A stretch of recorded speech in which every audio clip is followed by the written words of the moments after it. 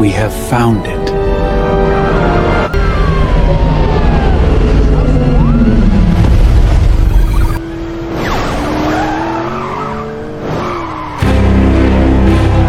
AIien Mindbreaker. Please answer all questions with your best guess, knowledge, and ability. Contemplation is the key to the AIien Mindbreakers. How many astronauts in the 1800s knew how to travel to the moon? How many humans have ever traveled to the nearest galaxy, Andromeda, 2.7 million light years away? Which discovery poses the greatest challenge of their era? Humans of the past traveling to the moon, or humans of today traveling to the Andromeda galaxy? Close encounters of the third kind. My belief in the law of attraction skyrocketed when I witnessed my first UFO. I was all in. This was the start of a beautiful friendship with an intelligent society.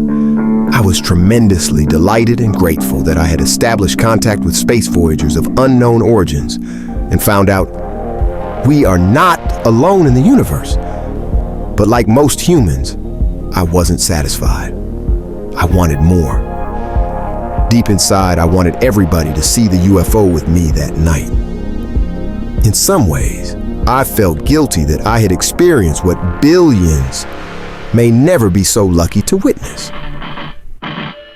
Ancient and esteemed cultures like the Egyptians, Sumerians, and Mayans all claim to have received guidance from celestial beings visiting from the stars.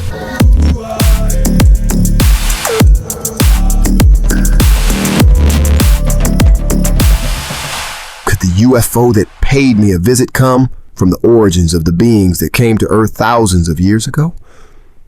Ancient cultures explained how star beings elevated their civilizations from mental deprivation by giving them written language, mathematics, science, and architecture.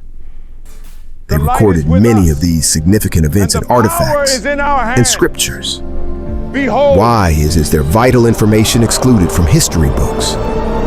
Our required literature and education have become the undisputed laws of the land. Fortunately, world leaders, countless high-ranking military officers and brave civilians have come forward with crucial top-secret information. These daring individuals have risked their lives. Many have lost credibility with their friends and family for exposing government cover-ups. It's time for humanity to learn more about the alien presence on Earth. For the next 4 to 5 months, I searched the skies with an intense focus that would only accelerate in September 2002, 5 months after the purple crab turned my life upside down. The stars aligned to produce another heart-pounding event.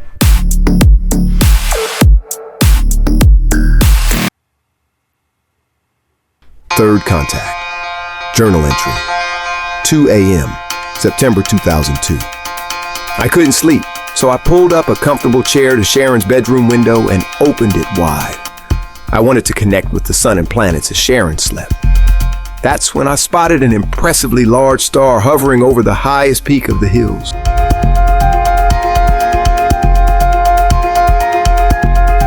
The extraordinary animation came to life in such a manner that it appeared possessed of intelligence. It looked exactly like the massive star that held Sharon and me in suspense when the purple UFO appeared. When I removed the bedroom window screen, frigid air aroused my senses as I relished the HD unobstructed views. Seconds later, 2 smaller seeds of light popped up from behind the hills and rested beside the giant star that first caught my eye. Then, one of the smaller stars began hopping continuously from side to side like a bouncing ball. The brilliant attraction appeared to be trying to communicate with me. How was this possible? Stars are millions of miles away, right? Before I could sort through uncertainty, colorful lights reflecting purple, red, blue, and orange paraded into the scene. A rainbow of lights was entering the area. They saturated my bold view, where I stared in awe, traveling into every crack and crevice of the small valley. Not thinking clearly, I woke Sharon and told her to get dressed. After consuming my abrupt stare, she knew that something magnificent was occurring. She quickly grabbed her shoes, and we raced down the stairs like two bolts of electricity and into the backyard. We could get a better view of the skies above Sharon's home from the backyard. When we were finally outside, we stared into the nest of a new reality and became overwhelmed with blinding astonishment. At least 100 disk ships were hovering above us over the wheat fields, as far as 1 mile east of Sharon's home.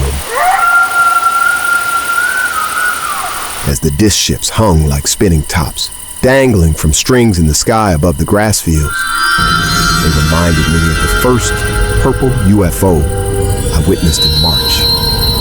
The squadron appeared to be significantly affected by wind, which surprised me because the windless night would not affect the ship's constant movement.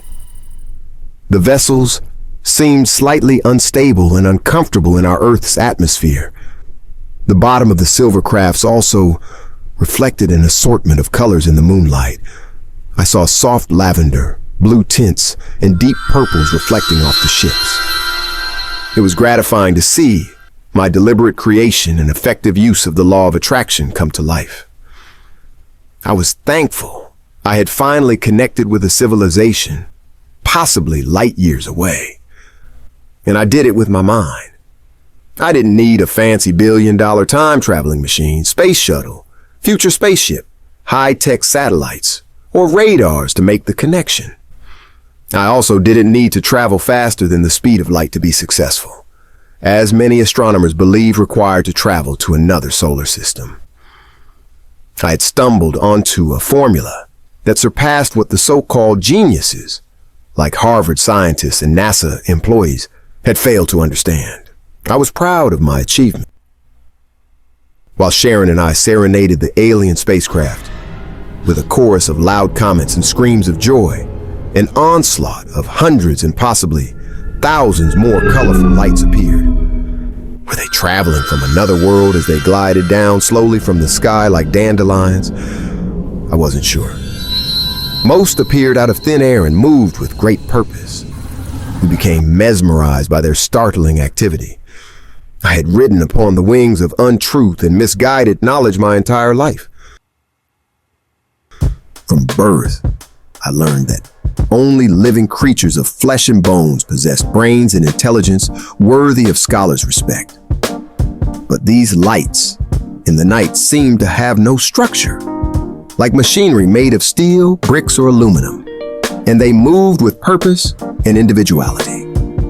The welcomed guest roamed the area like an army of men or a search party of robots over the hills.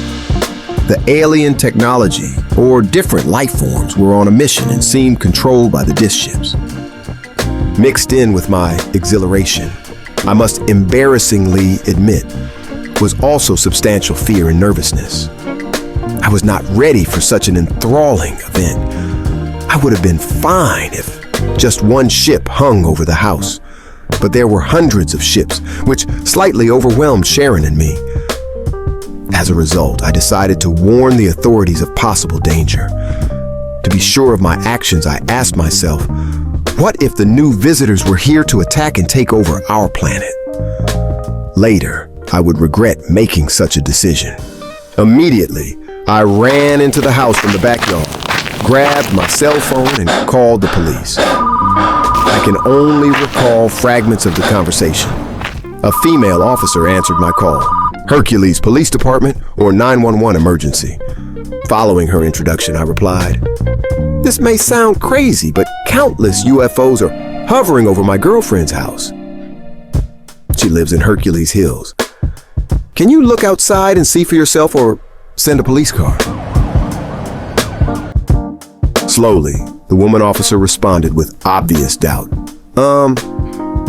Yeah, okay. I'm going to send a police car up to the house. Stay calm." The officer probably thought I was insane. The police station was about 6 minutes away.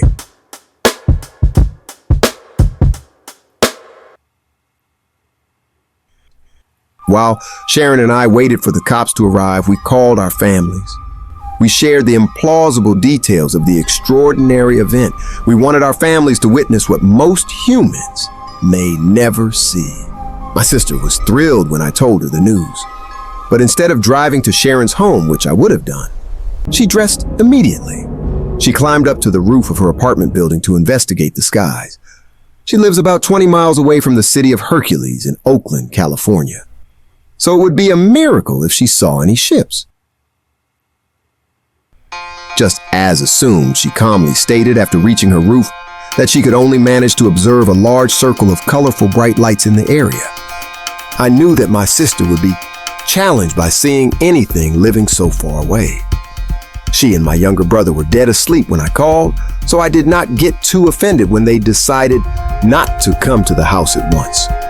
After waking my brother, he was ecstatic, but chose not to drive until morning. Surprisingly, Sharon and I stayed on the house phone for only a few minutes with a select few family members. But her fully charged cordless phone went dead. Immediately, we grabbed our fully charged cell phones and attempted to use them, but we got the same results in only a few minutes. The phones went dead. How could fully charged phones die so fast? As time passed, I questioned my loyalty to the AIien visitors. Why would I call the cops when I spent months trying to connect with extraterrestrials? Why would I trust the government more than an alien race when it is the king of cover-ups, especially regarding UFO sightings? They would never inform the public that extraterrestrials are real. At about 2:45 a.m., 45 minutes had passed since I called the police. I began to grow suspicious. Did they take my call seriously? Why were they taking so long to come? At 3:45 a.m., Sharon and I decided the cops weren't coming. So we jumped over her wooden gate and walked into the grass fields. We wanted to get a better look at the sky. The vast views corralled our spirits into a sanctuary of an unbelievable reality, until abundant light suddenly popped up over the eastern hills. The ample light traveled at a very low altitude and slow speed in our direction. The superior illumination came directly towards us, while the radiant disk ships held their position. My first thought was, this has to be a mothership. As we watched the mysterious night stretch into uncharted territory, nervous tension rattled our bones. Witnessing a spaceship landing would be a life-altering event. I became alarmed when the surging light came into proximity to identify it, and a large plane with military USA markings under its wings took control of the hills. A standoff between the alien visitors and the United States Air Force could commence by confidently coasting underneath the disk ships. As I watched intently, I remembered my phone call to the police nearly 2 hours ago. I slowly leaned over and asked Sharon about the call. What happened to the Hercules police? Sharon remained quiet, watching the sky. So, I contemplated if the military could have intercepted my call and ordered the Hercules City Police to stay clear of the massive UFO gathering.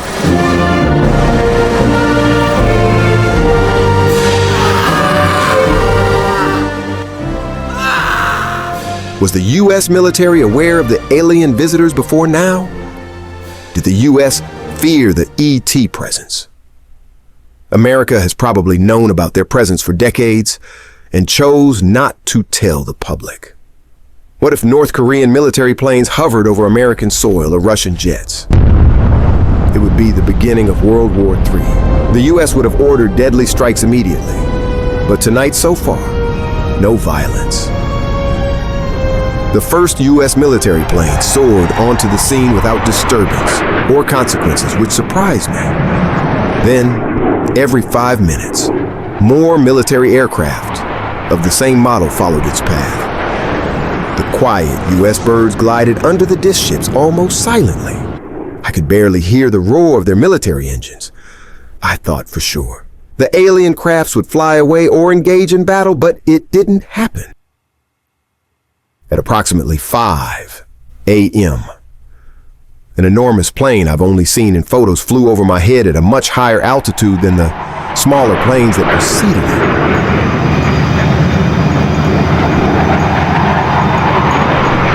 The mammoth craft was the size of a 747 or larger.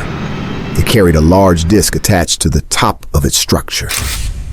While the plane flew overhead, I observed multiple bright flashes light up the sky coming from the plane. The large plane appeared to be taking pictures of the UFOs. The large flashes allowed me to see the silver disc ships in the sky in exceptional clarity.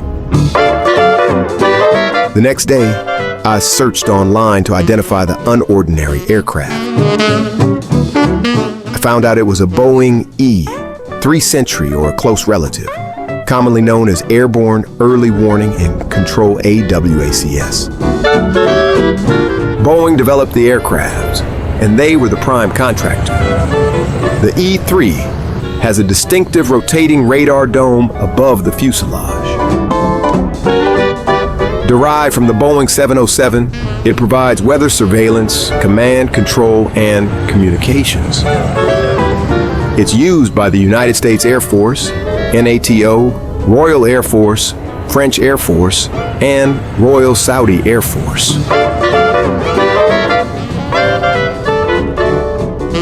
When deployed, the E-3 monitors an assigned battlefield area and provides information for commanders of air operations to gain and maintain control of the battle. The E-3 can provide direct input for interdiction, reconnaissance, airlift, and close air support for friendly ground forces. Also, it can provide surveillance from the Earth's surface up into the stratosphere, over land or water. AIien Mind Breaker, when the U.S. military planes investigated the scene and made their presence known to the alien crafts. Surprisingly, the disc ships appeared unaffected, unthreatened, and continued to hover at the same altitude. Why wasn't there a full-scale military attack when hundreds of alien crafts infiltrated the city of Hercules? How would the United States Air Force respond if 100 North Korean or Russian fighter planes suddenly appeared over Washington, D.C.? Did the alien spacecraft fear the United States military planes would attack? Journal continues, -- At approximately 6:30 a.m., daylight could no longer ignore its call to duty. When the sun started to bury me with its carriage of light, the flying machines began to leave in unison. They were ascending into the upper atmosphere, and the large brigade of active lights that covered the landscape with inexperienced illumination was accompanying them. As the historic night faded, 3 silver disc ships separated from the more extensive fleet. Reigniting the hills with surprise, they shot down across the grass fields and traveled swiftly behind the hills. It's incredible. As they traveled side by side at a diagonal angle, they dipped neatly in front of Sharon and me, shooting into the bosom of the valley. They would leave behind trails of black smoke, which appeared to be an emission or discharge coming from the ships. However, the smoke did not appear to be related to a malfunction. All 3 crafts had similar smoke coming from the back of their soundless structures. Their elegant machinery seemed to be designed by a society years ahead of our technology.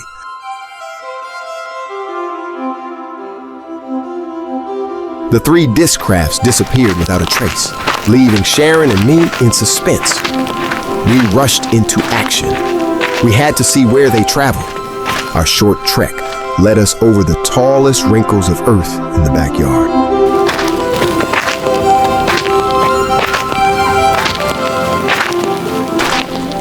Although the modest hills appeared only 200 feet away, my estimations were grossly wrong. The distance expanded by another 200 feet. The short, dry grass and bushes stood 6 feet tall in some places. The rough terrain enticed us to return midway up the hill, but we remained dedicated to the journey. It took about 15 minutes to ramble through the nappy hair of the land to get up the hill.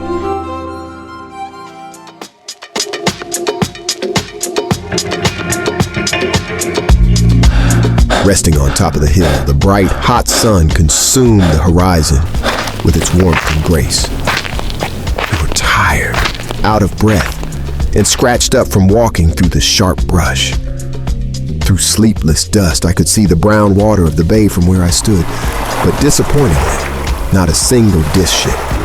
I was distraught until a bright star, the size of a volleyball, began floating down slowly from the hazy blue sky. I was amazed as I watched it descend. It was daytime, for Pete's sake. What a bold act, I thought to myself. Why would a star lower from the sky in broad daylight and land 100 feet away? After the light landed on the hill, it moved slowly in and out of the bushes as if searching for something. Oddly, all the stars I observed floating near the ground throughout the night appeared to be solely occupied with investigating nature. Were they taking soil samples, collecting insects, or monitoring the area? I didn't know. While the lively light moved around the area, a sheriff's police car disturbed the scene. It was speeding toward Sharon and me up an uneven dirt road. We were on private property, so we quickly hid behind bushes and kneeled. Unfortunately, the cop had already set eyes on us. Hands where I can see them! The police car screeched to a frantic stop. The door flew open, followed by a burly man's angry and booming voice. The officer shouted orders as he dashed toward us, pointing his gun at my chest 30 yards away. Freeze! Get your hands up in the air where I can see them. Still kneeling and hiding awkwardly on the ground, we did our best to hold our hands up high while leaning around the hedges to show ourselves. We were not in the best position. We feared getting shot if we stood tall before the commanding officer. We looked like two bullseyes as we extended our bodies into the officer's kill zone. We were unarmed. A sudden move and the officer could blow us away. Although we followed the cop's instructions, the overly aggressive officer did not calm down. Why was he acting like he couldn't see our hands? Did he want an excuse to shoot an unarmed black man and woman? Again, with his weapon drawn, he threatened to slay us down with menacing commands. I said, get your hands up in the air where I can see them, or I'll shoot. In a panic, I confronted the officer's deadly threats with a loud reply. They're up! They're up! The officer walked quickly toward me after I spoke up. He still aimed his gun at my chest, so I stood up slowly with shrunken pride, and Sharon followed my lead.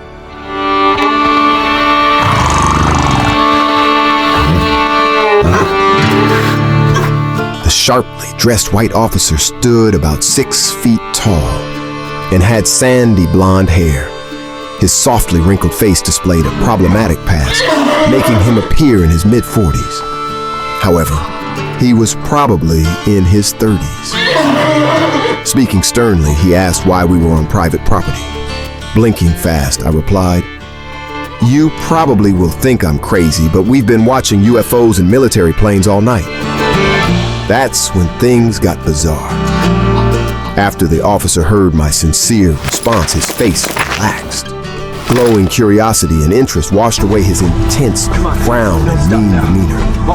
It was as if I had become an innocent saint that the officer could confide in. He lowered his gun barrel slowly and placed it back into his holster.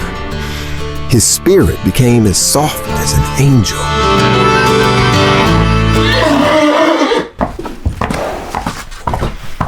Halfway smiling as he spoke, he shared a stunning revelation.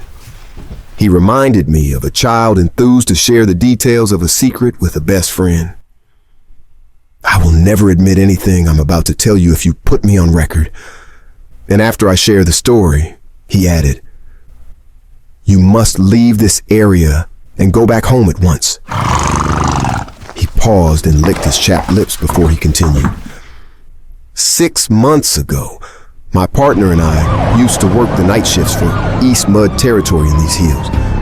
We patrol East Bay Mud's private properties where you are trespassing. During the 4 months, we used to see a purple UFO.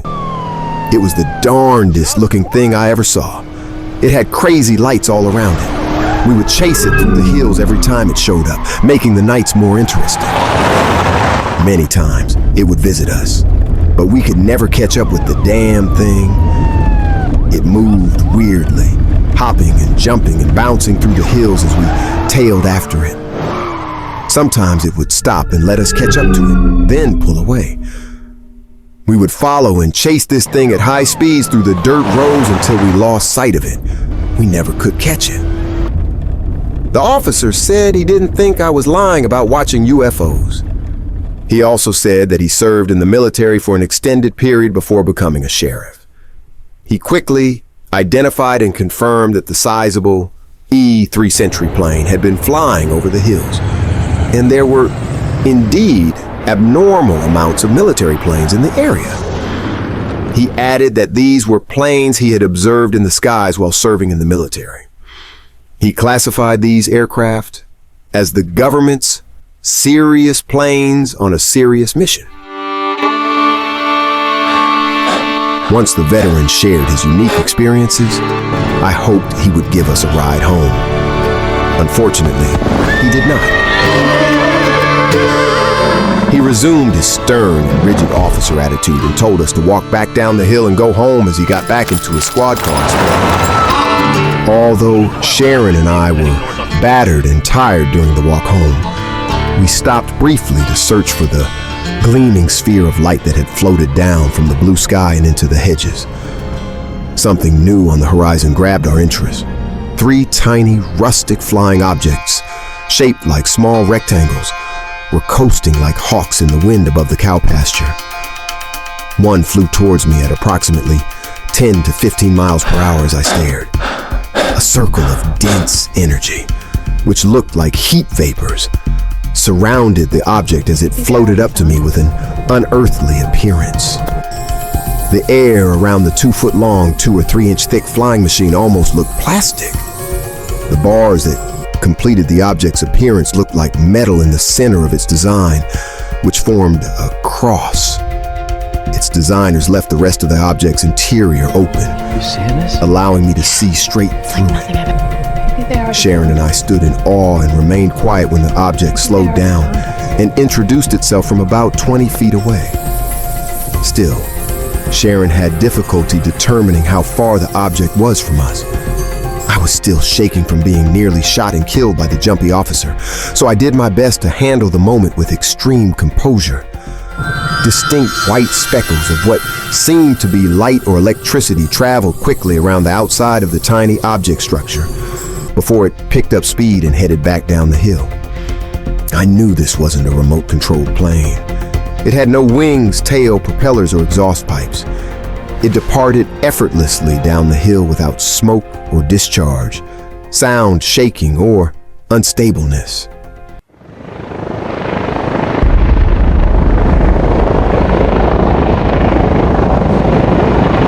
Back home, another unexpected event sprung up over the hills. 11 loud helicopters popped up on the scene and flew at low altitudes around the hills. They were flying, equally spaced apart from each other, in what appeared to be discrete military missions. Loud, disturbing noises saturated the hills. I thought I was in the middle of a war zone. Although exhausted, I still wanted to witness something so impactful that I could one day share the story with my future grandkids. So I put off going to bed. Sharon decided to sleep. The government gave me a golden front row ticket to see a once-in-a-lifetime event I couldn't miss. Would I hear a sudden knock at the door and open it and see men in black suits ready to ask me 1,000,000 questions? Would the alien ships return? I didn't know, so I stayed in the backyard, observing the activity until the helicopters vacated the scene around 6 p.m. Late Saturday evening, about 10 p.m. Like me, my younger brother also believed life existed on other planets. So I was thankful that he took me up on the offer I presented to him the night before and came to Sharon's home. When he arrived, I took him straight into the backyard. Immediately, the gates of an unwritten future unleashed another eventful night. The helicopters were long gone when hundreds or thousands of more colorful lights of all sizes swarmed the area like a migration of bees. In seconds, the population of what I can only classify as stars with brains tripled in numbers. Although no ships were present, my brother and I jumped out of our skin with emotions as we watched the activity. We hopped over Sharon's wooden fence and quickly crossed the second barbed wire fence. We wanted to get the best possible view. Like most humans, my brother's observations, emotions, and conclusions may vary from mine. Hundreds of mini lights were coasting at the lower crest of the hills and again into the bushes and trees. The brilliant glimmers of fire held our attention for at least 2 hours until one neon pink and green rectangular flying object headed toward us. After they moved toward us from the middle of the grass field, they stopped directly in front of us and levitated. They were hovering 10 feet above the ground without any visible engines I could make out or sound. The glowing machines were transparent, 3 feet by 1 foot wide, and about 2 to 3 inches thick. They had no discharge of exhaust coming from their structures. Remember, this was in 2002, more than a decade before drones became popular. What were these flying objects, and where did they come from? I also observed 2 round disc-shaped, smaller moving parts that rotated rapidly in circles within the flying machines. The smaller parts displayed what looked like small music reels. Each turned in opposite directions within the flying machine smoothly and rapidly. After the pink and green attractions held their steady positions in front of us for about 3 minutes, slowly, they glided away in a westerly direction toward the front of the house. 20 minutes later, after a silent standoff with the small UFO flying machines, my brother returned to the house to rest. My desires and ability to observe the mysteries of our universe went far beyond average. I could not imagine leaving the UFO activity in the backyard until I passed out from exhaustion. So, I stayed in my position for about an hour and took a short nap in the lawn chair. 4 a.m. Sunday. I woke from sleeping briefly in the lawn chair in the backyard and headed for bed. The colorful lights, which appeared to be surveying the terrain steadily throughout the night, were floating back up the sky. But as I walked wearily to the back door and reached to open it, a green neon flying machine zipped quickly around the corner of Sharon's home and darted after me. Before I could flinch, it was hovering 1 foot above my head. The object moved as fast as lightning and looked identical to the neon green flying machine I had observed earlier with my brother in the grass fields. It scared me. I didn't know what to do, so I stood quiet and restricted my movement. Holding myself as stiff as a board, I was so frightened that my teeth chattered. My body imploded with fear. Could the sudden arrival signify goodwill from my soon-to-be allies of the stars? Apparently, the object had been waiting for me to head to bed before it zipped after me, which I took as an aggressive yet peaceful action. For about 30 seconds, I had my chin tilted back and stared straight into the heart of the flying machine. I was very apprehensive about looking up. I was prepared for a laser to come out of the machine and split my head open, but at the same time, I hoped for the opposite. I struggled to keep my thoughts positive without being overwhelmed with terror. I had many thoughts as the mechanics of the extraterrestrial mini UFO, rotating parts, steadily moved in circles. Was I being watched from a nearby spaceship with a crew of extraterrestrials? What did the creator of such a device look like? Were they friendly? Did they wait to seize the perfect moment to contact me with a unique method because they only wanted to communicate with me? How could a device move so fast from around the corner of Sharon's home, freeze on a dime, and float in silence over my head without sound?